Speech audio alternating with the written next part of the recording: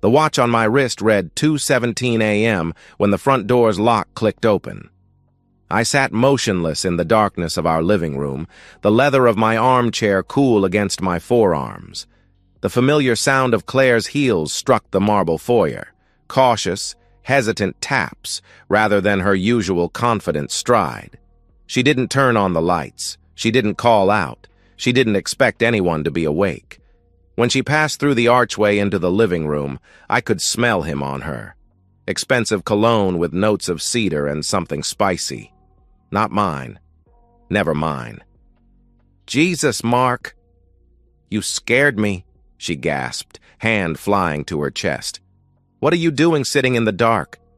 I observed her, my wife of 20 years. Disheveled hair, smudged lipstick, and a slight wrinkle in her usually impeccable designer blouse. The pearl necklace I'd given her for our anniversary was missing. "Waiting for you," I replied simply, my voice unnervingly calm even to my own ears. "Client meeting run late?" Her recovery was impressive, almost admirable in its efficiency. "God, yes. The Morrison case is a nightmare. Their counsel keeps throwing new demands at the last minute. I'm exhausted." She dropped her purse on the side table, ran a hand through her blonde hair. "I'm going to shower and crash. Don't wait up." As she climbed the stairs, I remained seated, staring at the empty space where she had stood. I wanted to scream. I wanted to chase after her and demand the truth. I wanted to call my brother and ask him if betrayal was a family trait I'd somehow missed. Instead, I took a deep breath and made a decision. Claire was a lawyer. She knew how to twist words, create reasonable doubt, manipulate perceptions. I needed absolute, undeniable proof, and I would get it without breaking a single thing. Not my dignity, not my relationship with my daughter, not even a glass. I wouldn't give them the satisfaction of seeing me broken. "My name is Mark Ellison, 46 years old, owner of Ellison Construction. Not the biggest outfit in town, but respected, reliable. We built things to last: houses, office buildings, community centers. I took pride in creating structures that would stand long after I was gone. I met Claire Harrington at a charity gala 22 years ago. I was there because my company had donated materials for a community project. She was there because the Harringtons were always there: old money, powerful connections. She stood out like a diamond among glass beads, her laugh musical and refined, her blue eyes sharp with intelligence. "You don't belong here, do you?" were her first words to me, a champagne flute delicately balanced between manicured fingers. "That obvious?" I smiled, uncomfortable in my rented tux. "Refreshingly so," she said. "Everyone else is pretending. You're just being." I fell hard and fast. Claire was everything I wasn't: cultured, sophisticated, ambitious. She'd just passed the bar exam and had offers from prestigious firms. When she chose me, a contractor with calloused hands and a 2-bedroom starter home, her parents were horrified. That only seemed to delight her more. We married within a year. Emily arrived 3 years later, a perfect blend of us both: Claire's piercing blue eyes and my unruly dark hair. She had Claire's quick mind and my steady hands. From the moment she could speak, she was the mediator between our increasingly different worlds. "Daddy, Mommy says your jokes are uncouth, but I think they're funny," she'd whisper to me. "Mom, Dad doesn't understand your lawyer friends, but he tries really hard," she'd explain to Claire. As the years passed, Claire's career flourished. Partner by 35, specializing in corporate law. My business grew too, steadily, if not spectacularly. We moved to a larger house in a better neighborhood. Private school for Emily. Summer vacations in Europe. We had the life people envied. My brother Richard was always there through everything. 4 years younger, eternal bachelor, financial advisor with a golden touch. He helped me secure loans when I was starting out. He invested Claire's bonuses shrewdly. He was Emily's favorite uncle, the one who taught her to ride a bike when I was stuck on a major project and Claire was in court. "You hit the jackpot with Claire," he told me once, beer in hand as we watched a game in my den. Don't ever forget it.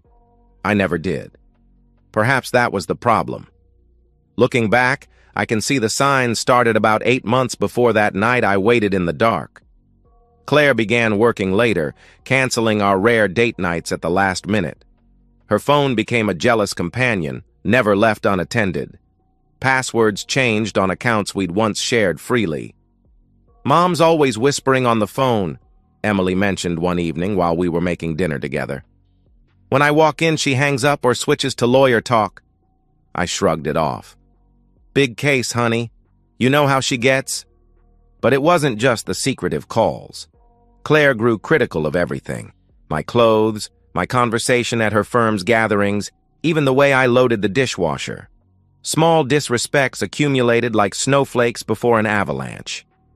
"Do you have to wear that shirt? We're meeting the Prestons. Maybe let me handle the talking when Janet asks about politics." For God's sake, Mark, can you at least pretend to understand the difference between Chardonnay and Sauvignon Blanc? Richard started appearing at our house more frequently, often when I was scheduled to be at job sites. I came home early once to find them laughing in the kitchen, wine glasses half empty, a sudden awkward silence falling when I entered. "Just going over some investment options," Richard explained, gathering papers too quickly. "Emily's college fund needs attention," Claire added, not quite meeting my eyes. I nodded, ignoring the prickle of suspicion. This was Claire, my wife. This was Richard, my brother. The thought of betrayal seemed absurd, a bad plot from one of those soap operas Claire mocked but secretly recorded. Then came the weekend Claire claimed she needed to attend a legal conference in Chicago. She packed carefully, new lingerie I'd never seen peeking from her suitcase when she stepped into the bathroom. When I offered to drive her to the airport, she insisted on taking a taxi. "Don't be silly. You have that big project meeting and traffic will be terrible." That same weekend, Richard mentioned he was visiting a client in Indianapolis. I buried my suspicions deeper. Coincidence? Nothing more. I was being paranoid, insecure. Claire had chosen me, hadn't she? 20 years together couldn't be a lie. But one evening I overheard Claire on the phone in her home office, door not quite closed. "I can't talk long," she whispered. "Yes, I miss you too." "No, he doesn't suspect a thing. Soon, I promise. Once everything's in place." When she emerged 30 minutes later, she was all smiles and casual questions about my day. I said nothing, but that night I couldn't sleep. I lay beside her, watching the ceiling, feeling the careful inch of space she maintained between our bodies. The distance had never felt so vast. The breaking point came on a Tuesday afternoon, unremarkable except for how it shattered my world. I was in my home office, reviewing bids for a new project, when Emily knocked on my door. My 17-year-old daughter, usually so confident and bright, stood in the doorway with red-rimmed eyes and trembling hands. "Dad, can I talk to you?" I immediately put down my papers. "Of course, sweetheart. What's wrong?" She closed the door behind her and sat heavily in the chair across from my desk. Her fingers twisted around each other, a nervous habit she'd had since childhood. "I've been keeping something from you," she said, voice barely above a whisper. "And I can't anymore. It's eating me up inside." My heart began to pound. Had she gotten into trouble at school? Was she pregnant? Was she ill? "Whatever it is, we'll figure it out together," I promised. Emily took a deep, shuddering breath. "It's about Mom." Something in her tone made my blood run cold. 2 weeks ago, I was going to surprise Jenna for her birthday. I drove to the cafe near the Westwood Hotel where we were supposed to meet. She swallowed hard. I was early, so I was just sitting in my car, waiting. And I saw Uncle Richard's car pull into the hotel parking lot. My mouth went dry. "Emily, Mom was with him, Dad." Her voice broke. "They didn't see me. They were kissing." Not like a friendly kiss. Really kissing. The room seemed to tilt sideways. I gripped the edge of my desk. I didn't know what to do, Emily continued, tears streaming down her face now. I took some pictures with my phone because I thought maybe I was seeing things wrong. But I wasn't. They went into the hotel together. They were holding hands. She pulled out her phone with shaking fingers, opened her gallery, and slid it across the desk to me. The images were slightly blurry but unmistakable. Claire and Richard, embracing against his BMW. My wife's fingers threaded through my brother's hair, his hand possessively at the small of her back. "I'm so sorry, Dad," Emily sobbed. "I didn't know how to tell you. I was afraid it would destroy everything." I stared at the photos, an odd calm settling over me. Strange, how the confirmation of your worst fears can bring a certain peace. The wondering was over. Now, I knew. I stood up, walked around the desk, and pulled my daughter into a hug. "You did the right thing, sweetheart," I murmured into her hair. "Thank you for being brave enough to tell me the truth." She cried against my shoulder, her body shaking with the force of her sobs. "What are you going to do?" I held her at arm's length, looked into those blue eyes so like her mother's, but filled with an honesty Claire had long abandoned. "I'm going to handle it," I said, "but I need your help, and I need you to trust me. Can you do that?" Emily nodded, wiping her tears. "I trust you, Dad. I always have." In that moment, everything crystallized. My path forward became blindingly clear. Claire and Richard had betrayed me in the worst possible way. They had lied, schemed, and mocked what I held sacred. They had hurt not just me, but Emily. I wouldn't lash out in anger. I wouldn't give them the satisfaction of portraying me as unstable or violent. No, this called for something far more calculated. This called for justice served cold. "You want to what?" Emily asked, eyes wide with disbelief. We sat in a cafe 20 miles from our home, where there was no chance of running into anyone we knew. 3 days had passed since her revelation, and I had used every minute to plan. "I want to gather evidence," I repeated calmly, stirring my coffee. "Irrefutable proof of their affair and whatever else they're planning. But why not just confront Mom now? We have the photos." I shook my head. "Your mother is a lawyer, Emily. She could claim it was a momentary lapse in judgment. One mistake. She could twist it around, make promises she has no intention of keeping." Emily looked down at her untouched sandwich. "You think it's been going on a long time?" "I'm certain of it." I reached across the table, squeezed her hand. "And there's something else. I overheard your mother on the phone. I think they're planning something, possibly involving our finances." Her head snapped up. "You mean like stealing from you?" "I don't know exactly, but I intend to find out." I pulled out a small paper bag and placed it between us. "That's why I need your help." Inside the bag were 3 small GPS trackers and 2 voice-activated recorders, purchased with cash from an electronics store in another town. "Is this legal?" Emily whispered, looking nervously around the empty cafe. "In our state, it's legal to record conversations that you're a part of. As for the GPS, I'd be tracking my own property, the car that's in my name, which your mother drives." I met her gaze steadily. "But the morality is trickier. I won't lie to you about that." Emily bit her lip, conflict evident in her expression. Then her face hardened with resolve.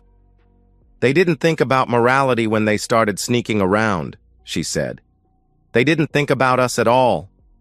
I nodded, pride mixing with the hollowness in my chest. My daughter was showing more courage and clarity than I'd managed in months of willful blindness. We spent the next hour developing our plan. Emily would place one tracker in Claire's car and another in her purse. a designer bag with countless pockets where a tiny device could remain undetected. I would handle Richard's car the next time he visited. The recorders would be placed in Claire's home office and in the guest room where she often took important calls. "What then?" Emily asked as we prepared to leave. "Then we wait," I said. "We collect data, and when the time is right, we act." That evening, as Claire worked late again, Emily and I executed the first phase of our plan. The GPS trackers were in place, the recorders hidden. I also made an appointment with the top divorce attorney in a neighboring county, a woman known for her ruthless efficiency who had no connections to Claire's firm. That night, I slept better than I had in months. The next morning, I behaved exactly as Claire expected. Distracted, trusting, clueless Mark. I kissed her cheek as she left for work, wished her a good day, told her not to work too hard. She smiled, relieved by my predictability. "Don't wait up if I'm late." "Never do," I replied, the double meaning lost on her. As soon as her car left the driveway, I opened my laptop and pulled up the GPS tracking software. The dot representing Claire's car moved steadily toward her office downtown. For now. Over the next 3 weeks, the evidence accumulated like a slow-rising flood. Claire was not having a momentary lapse in judgment. Claire and Richard were not in the throes of a passionate but recent affair. No, this was a calculated long-term betrayal. The GPS trackers revealed a pattern. Twice a week, Claire's lunch break took her to the Westwood Hotel. Once a week, she spent 3 hours at Richard's downtown condo. Every Sunday, when she claimed to be at the gym, followed by a session with her personal trainer, she was actually at a lakeside cabin registered to a shell company I discovered was owned by my brother. But the locations were just the beginning. The recorders captured conversations that turned my blood to ice. "We need to be patient," Claire told Richard during one call. "If we move too quickly, he might get suspicious. The prenup has a fidelity clause." "How much longer?" Richard asked, his voice petulant. "It's been almost a year, Claire." "Just a few more months. I'm laying the groundwork with friends and family. Poor Claire working so hard while Mark grows more distant and controlling." My brother laughed. "Is anyone buying that?" "Mark's about as controlling as a golden retriever." "You'd be surprised what people will believe when you tell them what they want to hear. The Prestons already think he's verging on emotional abuse. Apparently, he embarrassed me at their dinner party by contradicting me about politics." "And the money? How's that coming?" "Almost there. I've been moving small amounts to the offshore account. Once we have enough, I'll file for divorce, claim emotional abandonment, and walk away with the house, half his business, and enough alimony to keep us comfortable while we figure out our next steps." "What about Emily?" Richard asked. There was a pause before Claire answered. "She'll adjust. Teenagers always side with the parent who offers more freedom. Once this is over, I'll be the fun one again, not the stressed working mom. She'll come around." I played that recording for Emily. She listened with her hands clenched into fists, tears streaming silently down her face. When it ended, she looked up at me with a determination that mirrored my own. "How much does she get if the prenup's fidelity clause is triggered?" she asked. "Nothing beyond what she brought into the marriage and a token settlement," I replied. It was her father's idea, ironically. He didn't trust the contractor marrying his princess. Emily nodded slowly. "When do we end this, Dad?" I reached for my phone and pulled up the calendar. "Your mother's birthday is in 3 weeks. She's been planning that big party at the country club. All her friends, family, colleagues, important people she wants to impress." A smile spread across Emily's face, so like my own that it startled me. Perfect. The final pieces of my plan fell into place. I met twice more with the divorce attorney, providing her with all the evidence I'd gathered. I spoke with my company's financial officer, making certain my business was protected. I quietly moved Emily's college fund to a secure trust in her name alone. And I made one special purchase, a high-definition projector and sound system delivered to my office rather than our home. The night before the party, Claire was almost giddy with anticipation. "Everything has to be perfect tomorrow," she said as she laid out her new dress, a crimson designer piece that cost more than some of my employees made in a month. The Marstons confirmed their coming and Judge Weller, too. "It'll be perfect," I promised, meaning it more than she could possibly understand. "Everything exactly as it should be." Claire's birthday fell on a Saturday that year, one of those perfect early autumn days with clear skies and a gentle breeze. The country club looked immaculate, the banquet room transformed with elaborate floral arrangements and soft lighting. A string quartet played in the corner. Waiters circulated with champagne and delicate hors d'oeuvres. I arrived early with Emily to oversee the final preparations, including the special additions I'd arranged with the event coordinator, a technician to set up my projector and speakers, conveniently hidden behind decorative screens until needed. "Are you nervous?" Emily asked as we watched the room fill with guests. "No," I replied honestly. "I feel clear, like I'm finally seeing everything exactly as it is." Claire made her entrance at precisely 7:30, radiant in her red dress, expertly applied makeup concealing the fine lines around her eyes. She moved through the crowd like royalty, accepting compliments and air kisses, laughing at just the right moments.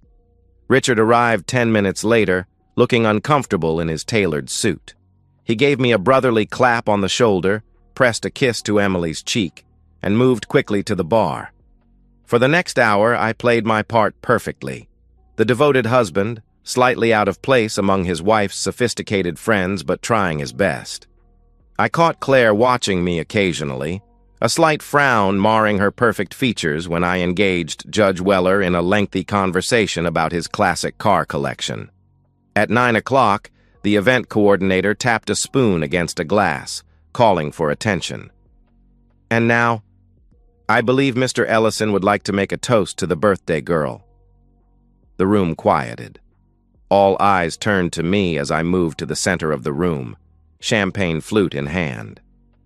Claire stood near the massive birthday cake, a practiced smile on her face, no doubt expecting a few awkward, heartfelt words she could graciously acknowledge before moving on to more important guests. I smiled at her, raised my glass. "To Claire, my wife of 20 years. Approving murmurs rippled through the crowd. "They say that behind every successful man is a woman. But in our case, I've always been behind Claire, supporting her remarkable career, her social ambitions, her private endeavors." A slight tension entered her posture. Beside her, Richard shifted uncomfortably. "Recently, I've discovered just how resourceful my wife can be, how she can balance so many demanding roles. Corporate attorney, social butterfly, devoted wife." I paused. "Passionate lover." The murmurs turned confused.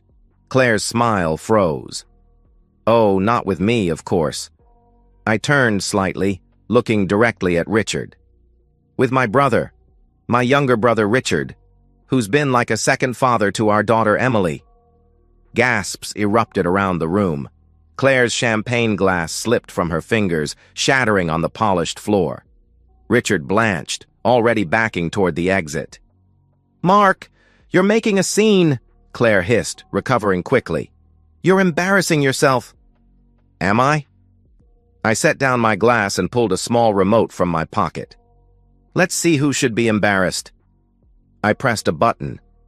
The decorative screens slid back, revealing the projector. The lights dimmed automatically, and there on the wall appeared the first image, Claire and Richard kissing against his car outside the Westwood Hotel. "No," Claire whispered. I clicked again. Another photo, the two of them entering the lakeside cabin, his arm around her waist. "Mark, stop this immediately!" Claire's father, red-faced and furious, stepped forward. "I'm just getting started, Gerald," I replied calmly.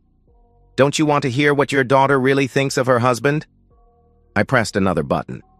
The speakers crackled to life with Claire's voice, crystal clear in the stunned silence. "Mark is too dumb to ever find out." Once I get the house in the divorce, Richard and I are gone." Richard's voice followed. "What about your parents?" "They love Mark." Claire's laugh was dismissive. "They love that he's predictable and boring. The perfect backdrop to showcase their perfect daughter. They'll adjust, especially when I tell them how controlling he's become." I clicked through more images, played more damning audio clips. The affair, the financial conspiracy, the character assassination she'd been carefully orchestrating. Claire stood frozen, her perfect makeup unable to hide the rage and shock contorting her features. Richard had already fled the room like the coward he was. Around us, guests watched in horrified fascination, phones discreetly recording despite the strict no-photography policy of the event. When the final recording ended, Claire callously discussing how Emily would adjust to the new reality, I turned the lights back up. The silence was absolute. "I filed for divorce last week," I announced to the room. "Thanks to the prenuptial agreement and the evidence of infidelity, Claire will receive only what she brought into our marriage, which, as her father reminded me repeatedly back then, was her law degree and her family name." I turned to face my in-laws, who stood shell-shocked near the cake. "Gerald, Barbara, I'm sorry you had to learn this way what your daughter is capable of. I've always respected you both." Barbara Harrington, usually the picture of aristocratic composure, had tears streaming down her carefully powdered cheeks. Gerald looked as though he might collapse. "Additionally," I continued, "the evidence of attempted financial fraud has been provided to the appropriate authorities. The offshore account has been frozen." I walked toward Claire, stopping just beyond arm's reach. "The house is already on the market. Emily will be staying with me in the new place. The court was particularly impressed with her impact statement." Claire finally found her voice, though it emerged as a strangled whisper. "You can't do this. I'll fight you. I'll destroy you." I smiled, genuinely amused. "With what weapons, Claire? Your credibility is gone. Your reputation is in tatters. Even your parents can't look at you right now." I glanced around the room, at the shocked faces of the social circle she'd cultivated so carefully. "These people came to celebrate your birthday. Instead, they're witnessing your funeral, the death of the Claire Ellison they thought they knew." I stepped back, addressed the stunned crowd once more. "Please, enjoy the rest of the evening. The cake is excellent. I selected it myself. Emily and I will be leaving now." My daughter emerged from where she'd been standing with the event coordinator. She walked directly to her mother, chin high, eyes clear. "Emily," Claire breathed, reaching for her. "Honey, this isn't—" "Don't." Emily's voice was steady. "I heard everything. I saw everything. I helped Dad gather the evidence." Claire's hand dropped limply to her side. "You betrayed me? Your own mother?" Emily's laugh was short and bitter. "That's rich coming from you. I chose the parent who never lied to me." She turned her back on her mother and took my hand. Together we walked toward the exit, past the whispers and stares, past the life we were leaving behind. In the parking lot, Emily finally spoke. "Is it over?" I squeezed her hand gently. "This part is. Now we begin the next chapter." Behind us, through the country club's windows, we could see the aftermath unfolding. Claire collapsed in a chair, her parents standing stiffly apart from her, guests making hasty exits. Her perfect world was crumbling, just as she had planned for mine. But I had built my life on solid foundations, and like the structures my company created, I would rebuild, stronger, wiser, with my daughter by my side. 6 months later, I stood on the deck of our new lake house, coffee mug in hand, watching the sunrise paint the water gold. Emily was home for the weekend from her first semester at college, sleeping soundly in her room. "Dad?" She appeared in the doorway, wrapped in a blanket despite the mild morning. "You're up early."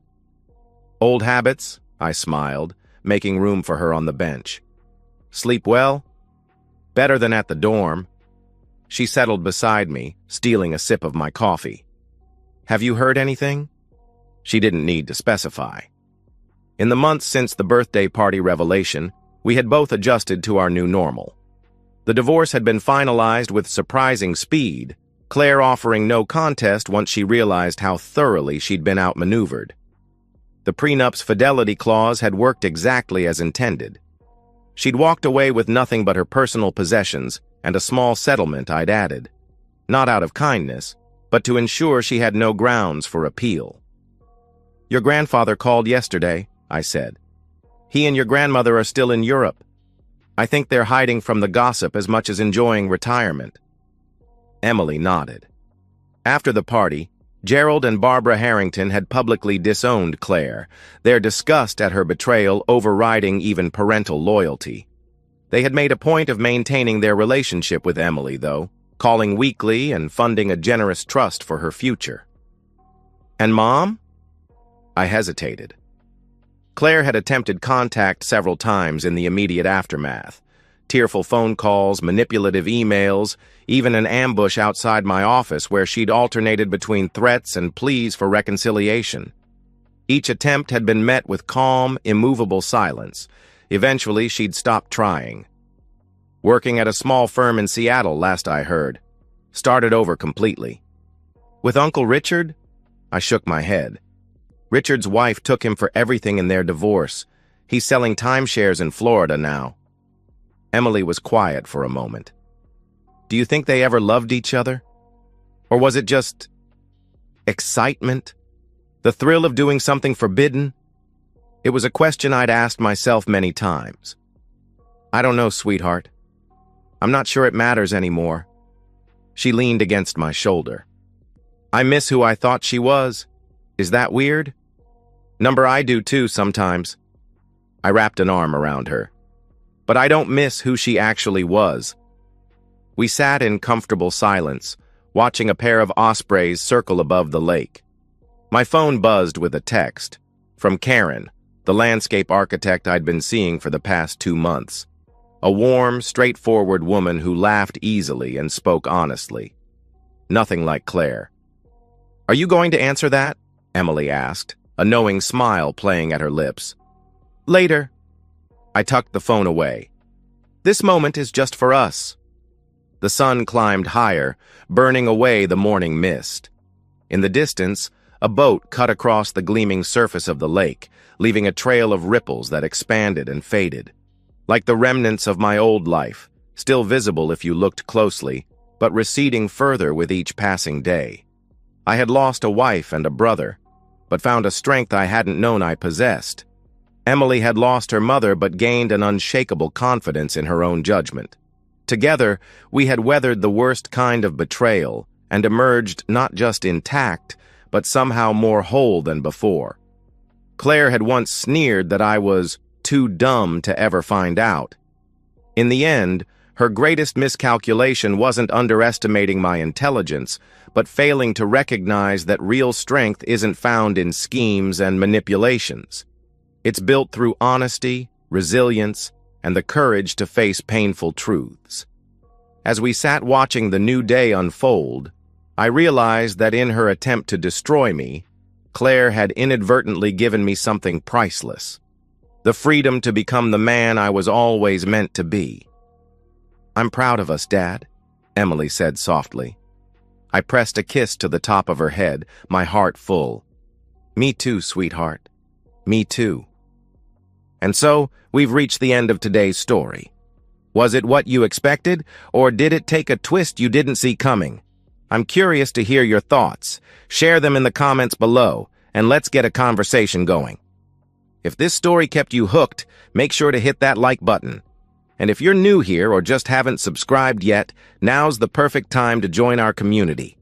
I bring you fresh, captivating stories every day, so click that subscribe button and turn on notifications so you never miss out. Thanks for watching, and I'll see you in the next one.